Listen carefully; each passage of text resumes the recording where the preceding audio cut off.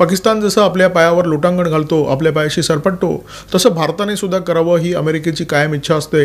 मग सत्तेवर डेमोक्रॅट्स असो किंवा रिपब्लिकन, दोन्ही पक्ष वेगळे, दोन्ही पक्षांची धोरणं वेगळी, परंतु भारताकडे पाहण्याचा त्यांचा जो दृष्टिकोन आहे तो मात्र एक समानच आहे।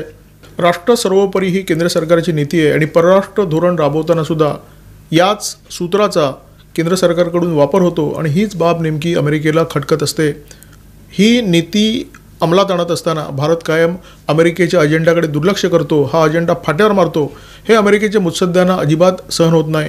जेव्हा युक्रेन आणि रशियाचा संघर्ष झाला तेव्हा भारताने रशियाचा निषेध करावा, रशियाच्या विरोधात बोलावं अशी अमेरिकेची इच्छा होती।